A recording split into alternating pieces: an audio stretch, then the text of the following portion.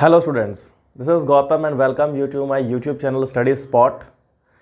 और आज चूँकि सभी लोगों का सभी स्कूलों से, सभी कॉलेजेस से, सभी कोचिंगों से फेयरवेल होता जा रहा है, तो इस फेयरवेल में हम लोगों को एक बात ध्यान रखनी है बच्चों कि अगर कोई कहीं जा रहा है तो अच्छे के लिए ही जा रहा है, क्योंकि अगर आप यहाँ से निकलोगे तब जाकर आगे सक्सेस करोगे।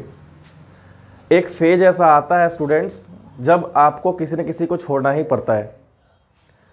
तो हर स्टूडेंट के लाइफ में ये फेज आता है, चाहे वो क्लास 10th के दौरान हो, क्लास 12th के दौरान हो, या फिर कोई भी कॉलेज स्टूडेंट्स तब दौरान हो। लेकिन कॉलेज के दौरान में हम लोग थोड़े समझ वाले हो जाते हैं और सब कुछ समझते हैं बात को।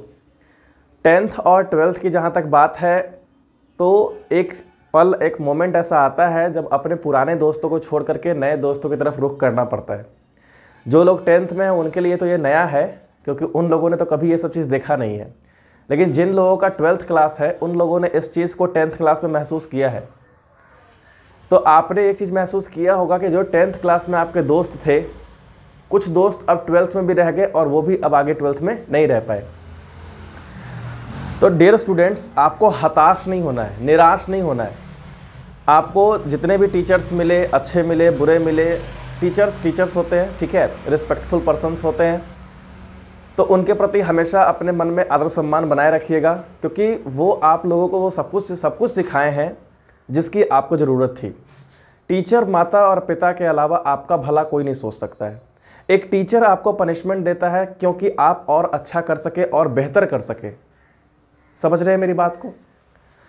उसके बाद अगर मैं बात करूं कि जहां तक फेयरवेल का, तो फेयरवेल हर सबकी लाइफ में आता है। हमारी लाइफ में भी आया था, आपकी लाइफ में भी आया है और आ रहा है, ठीक है। तो इस चीज़ को लेकर के बैठ जाना कि अब सब लोग दोस्त लोग छूट गए हैं, व्हाट्सअप इंस्टा पे स्टोरी लगाना, सैड मोमेंट आते हैं, थोड़े पर के लिए सैड रहिए, ठीक है, लेकिन अब इस चीज़ से बाहर निकलिए, क्योंकि कहीं पर पहुँचने के लिए आपको कहीं ना कहीं से निकलना पड़ेगा। इस बात को आप मान लीजिए। और जो टीचर आपको पढ़ाते हैं, आपको लगता है कि टीचर दुखी नहीं होते, टीचर भी दुखी होते हैं, क्योंकि टीचर ने आपने एक तरह से अपनी लाइफ का गोल्डन पीरियड टीचर के साथ भी गुजारा है। पूरा दिन स्कूल में रहते हो, 6 घंटे स्कूल में स्कूल टीचर रहते हैं, 2-3 घंटे कोचिंग इंस्टीट्यूट में, वहाँ भी टीचर रहते हैं। तो टीचर ने भी आपके साथ 2 साल 3 साल अच्छा खासा समय आपके साथ व्यतीत किया है, और वो भी जानते हैं कि आप किस प्रकार से कैसे आगे ग्रो कर सकते हो। टीचर को भी चिंता होती है, हमें भी होती है, सबको होती है। तो टीचर भी सैड होते हैं कभी न कभी इस मोमेंट को लेकर के, लेकिन एट द एंड हम यही कहेंगे कि आपको मजबूत होना पड़ेगा, स्ट्रांग होना पड़ेगा, तब जाकर के आप कहीं पहुंच सकते हैं, ठीक है। खैर ये सब हटाइए, आपका बोर्ड का एडमिट कार्ड आ चुका है, एडमिट कार्ड डाउनलोड कर लीजिए, और जहां जिसका सेंटर है, अगर पॉसिबल हो तो एक बार सेंटर ज़रूर देख लीजिएगा। अगर पॉसिबल ना हो तो देन इट्स ओके, आप गूगल मैप के थ्रू भी जा सकते हैं। एग्ज़ाम पर्सपेक्टिव से क्या क्या करना है मैं पहले बता देता हूँ, ठीक है, ध्यान से सुनिएगा। जितने भी नोट्स हैं, जो कुछ भी है जो आपके टीचर प्रोवाइड कराए हैं, उसको एक बार पढ़ लो। जिस बातों को टीचर ने ये कहे हैं कि ये बहुत ही इंपॉर्टेंट है, जिन बातों को वो कहे हैं कि ये इंपॉर्टेंट है, बोले हैं कि इसे आप याद कर लो, 2 मार्क्स क्वेश्चन, 5 मार्क्स क्वेश्चन, आप उसको एक बार रिवाइज कर लो, ठीक है। एग्ज़ाम से अभी मान लो इंटरमीडिएट की अगर बात करें तो 1 तारीख या 3 तारीख से शायद एग्ज़ाम, 1 तारीख से एग्ज़ाम है। तो आप क्या करिए, आज हमारे पास 24-25 तारीख है, तो 24 तारीख से एक काम करिए, अभी इन 6 दिनों में नहीं, 1 तारीख को जो पेपर है उसको, मान लो बायोलॉजी है या मैथ जो भी है, तो आप एक काम करिए, 25, 26, 27 3 दिन के अंदर सारा सब्जेक्ट क्लियर कर लो। सारा मतलब आपका हो गया फिजिक्स, केमिस्ट्री, मैथ, बायो, ठीक है, इंग्लिश, हिंदी, इन सभी को आप कंप्लीट कर लो। कंप्लीट करने के बाद आपको 1 तारीख वाले पेपर के लिए 2 दिन पहले से ही तैयार रहना पड़ेगा, ठीक है, क्योंकि अब आप जो पढ़ोगे वही जाके वहां लिखोगे। समझ रहे हो आप क्या हम कह रहे हैं? उसी प्रकार हिंदी और इंग्लिश में भी खूब फोकस करना है।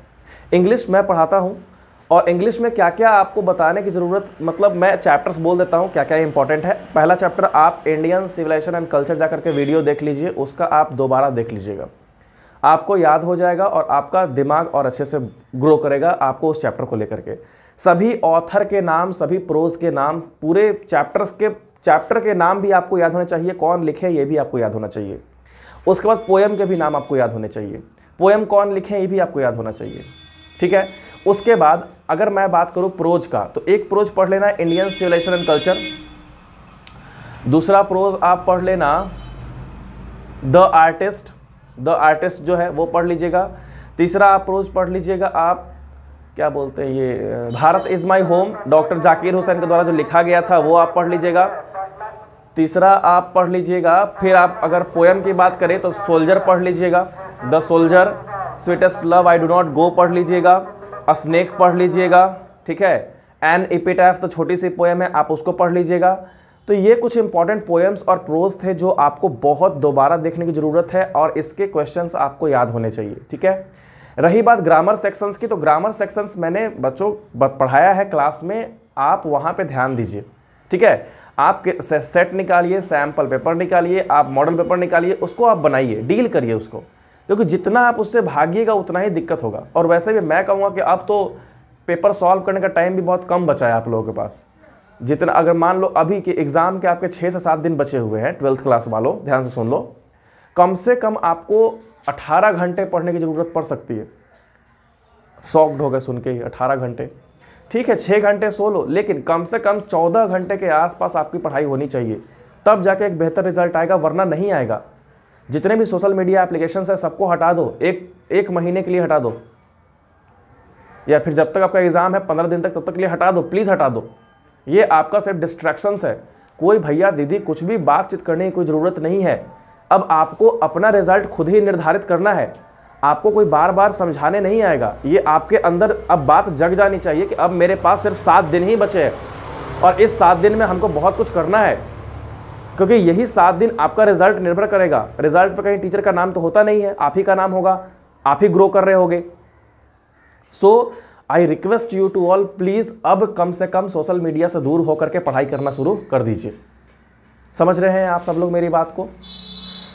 खैर बहुत सारी बातें हो गई, तो आराम से एग्ज़ाम दे करके आइए, उसके बाद मैं एक आध वीडियो और बना के आपको भेजूंगा जिसमें मैं बताऊंगा कि हाँ आगे आपको और क्या करना है, आपको किस फील्ड में जाना है, ये सब के बारे में बता दूंगा। लेकिन फ़िलहाल ये सब जानने की आपको ज़रूरत नहीं है, आप अपना पूरा फोकस एग्ज़ाम पर करिए। क्योंकि एक बात याद रखिएगा बच्चों, आपका पूरा 2 साल का मेहनत, पूरा 2 साल का मेहनत सिर्फ 3 घंटा में नापा जाएगा। अगर वो 3 घंटा आपके पक्ष में रहा, आपके तरफ रहा, तो आपका सब बहुत अच्छा जाएगा, पूरा पेपर अच्छा जाएगा, आपको बहुत खुश रहेंगे ये सब। तो आपकी हंसी खुशी सिर्फ वो 3 घंटे निर्भर करती है। थिंक अबाउट इट, 2 साल की मेहनत इज इक्वल टू 3 घंटे का पेपर। 3 घंटे का पेपर दोगे तब जाकर के उसमें सक्सीड करोगे, तब जाकर के आपको कुछ वैल्यूएबल चीज़ मिलेगा। सो अभी से लग जाओ बच्चों, फोकस ऑन योर सेल्फ। और हाँ, अपने आप पे कॉन्फिडेंस रखना है, ओवर कॉन्फिडेंस नहीं रखना है, ठीक है। एग्ज़ाम जिस दिन रहेगा उस दिन प्रॉपर नींद लेकर के ही जाना है, ठीक है। मतलब अच्छे से सो के जाइएगा, डायरेक्टली कभी भी उठ के कभी भी नहीं चले गए, ठीक है। प्रॉपर नींद लेकर ही जाइएगा, ज़्यादा स्ट्रेस मत लीजिएगा। एग्ज़ाम सभी का आता है, आपका भी आया है, कोई नई बात नहीं है। घबराइए नहीं कि बहुत टेंशन है बहुत, अरे क्या, कुछ रिलैक्स रहो यार, रिलैक्स।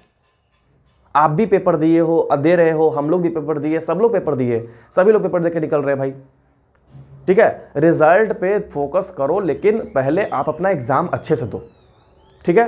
तो आज मैं इस वीडियो में यही सब बात करने आया था और आई होप कि आपको मेरी सारी बातें समझ में आई होगी, ठीक है। Thank you very much.